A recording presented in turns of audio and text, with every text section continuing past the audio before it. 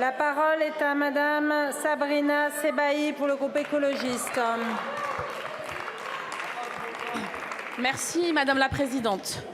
Monsieur le Ministre, ce matin à Nanterre, un mineur de 17 ans a été tué à bout portant après un contrôle routier. J'adresse bien sûr à la famille et aux proches de la victime nos plus sincères condoléances. Tout comme le maire de Nanterre, Patrick Jarry, je souhaite que les enquêtes ouvertes par la justice et l'IGPN permettent de faire au plus vite toute la lumière sur les circonstances exactes de ce drame. Monsieur le ministre, nous reconnaissons tout comme vous l'action difficile, risquée que mènent les forces de l'ordre partout dans notre pays. Ils sont bien souvent les premiers à répondre face aux dangers. Mais l'usage des armes ne peut et ne doit se faire que dans des cas très précis qui représentent un danger vital pour le dépositaire de la force publique.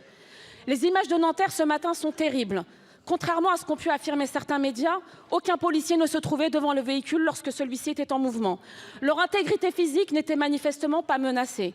Et le tir à bout portant ne semble absolument pas proportionné au délit commis. Non, le jeune homme n'a pas foncé sur les policiers, comme l'affirment les professionnels de la récupération politique à l'extrême droite de cet hémicycle. Nous avons sur l'ensemble des réseaux sociaux une vidéo démentant catégoriquement cette version.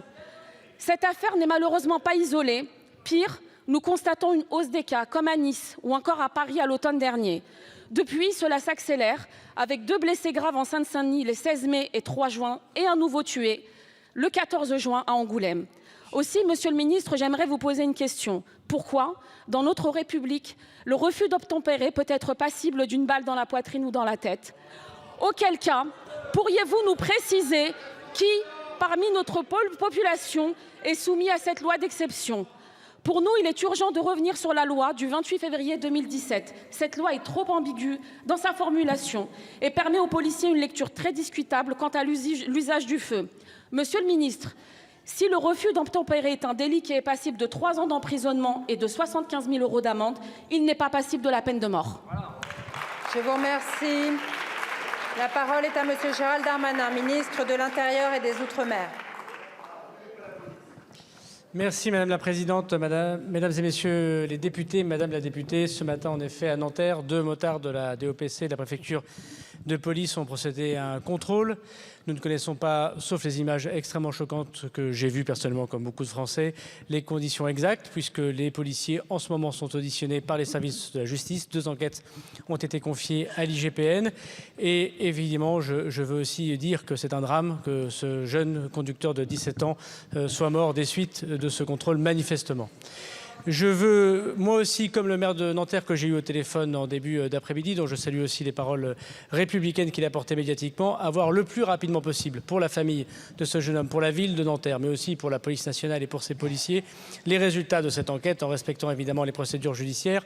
Je veux aussi vous dire ici que je suis très attaché à la protection de l'innocence des accusés, et notamment de celui qui a tiré, qui est policier, qui aura à rendre compte devant son administration et devant la justice de ces actes, mais je ne suis pas juge, je ne suis pas procureur de la République, madame, et je veux aussi être attentif à la présomption des fonctionnaires, de l'innocence des fonctionnaires de police. Cependant, madame, permettez-moi de ne pas être totalement d'accord avec la fin de votre question. Depuis la loi de 2017, j'ai eu l'occasion de lire dans de très nombreux échanges ici qu'il y a eu moins de tirs et il y a eu moins de cas mortels qu'avant 2017. Je suis désolé de vous dire, madame, que dans de très nombreux cas, malheureusement, des policiers et des gendarmes sont morts de refus d'obtempérer.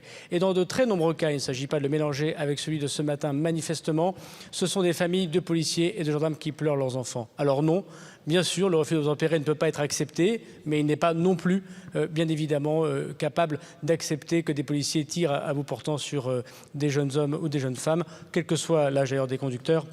Et vous dire qu'on doit respecter le deuil des familles, mais la présomption d'innocence des policiers. Merci beaucoup, Monsieur le Ministre.